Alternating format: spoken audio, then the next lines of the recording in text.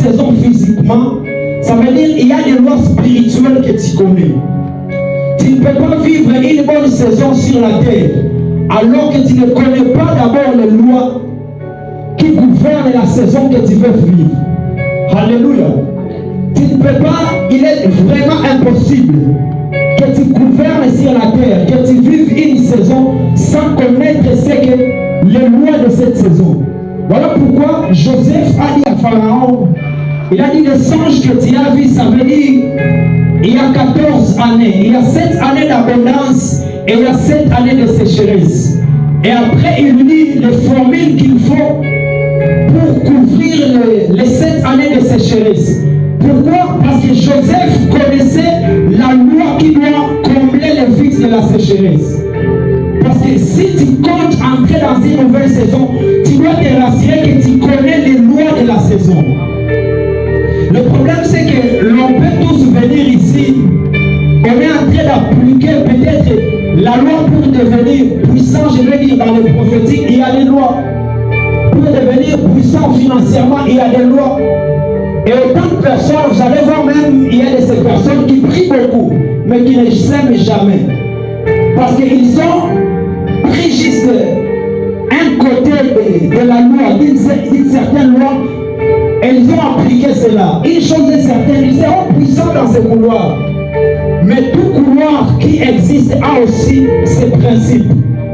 Tu ne peux pas régner dans un certain domaine si tu ne sais pas les lois de ce domaine. Tu ne peux pas régner dans un certain domaine si tu ne connais pas. Il y a un principe qui dit celui qui maîtrise les lois du ciel peut gouverner facilement sur la terre.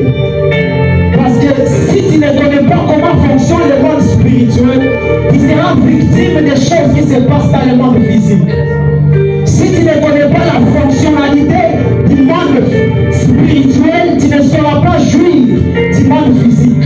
C'est pourquoi Jésus-Christ est en train de leur dire, quand vous priez, dites notre Père qui est aux cieux, que ton nom soit sanctifié, puis dites que ton règne vienne. Parce que les pères, ils connaissent que les pères connaissent, ils maîtrisent les lois du ciel, ils doivent venir les appliquer sur la terre. Est-ce que je suis en train de parler à quelqu'un? Et pour jouer une saison, tu dois te demander, est-ce que je connais les lois de la saison? Et avant d'y arriver même, tu dis, tu es entré dans une nouvelle saison. Une nouvelle saison de quoi? Parce que en Christ, nous sommes entrés dans une nouvelle saison. Mais si tu demandes juste à ton voisin, toi, ta saison, c'est quelle saison?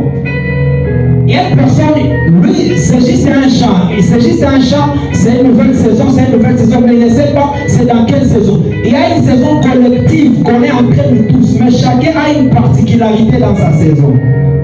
L'église tout entière est entrée dans une saison, mais chacun a sa particularité.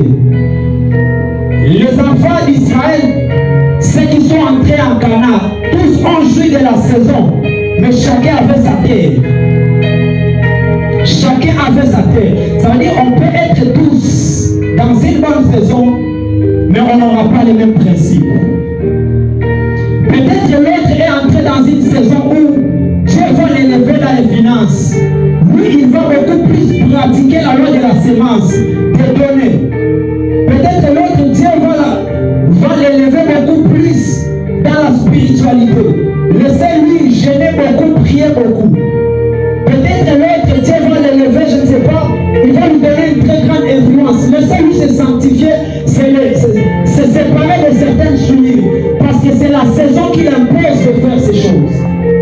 Lorsque vous regardez une femme enceinte, elle est en train de marcher difficilement, elle peut manger même les braises. Ce n'est pas parce qu'elle a envie de cela, mais c'est parce que la saison à laquelle, je pense que je parle ici, la saison à laquelle où elle est en train d'accéder lui impose certaines obligations. Ce n'est pas parce que la femme aime les braises. Si tu peux demander à la femme, ou tu peux entrer dans sa maison quelques années avant sa grossesse, tu ne trouveras jamais les braises sur la table, elle est en train de manger.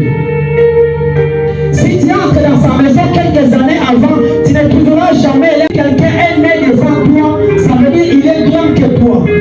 Si quelqu'un a rencontré quelque chose avant toi, dans ce domaine, il est grand que toi.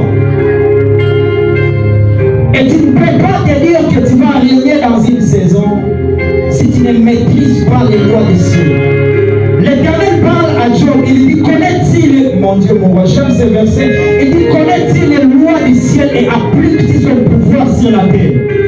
Ça veut dire, ne te limite pas simplement de connaître les lois du ciel, mais applique cela sur la terre.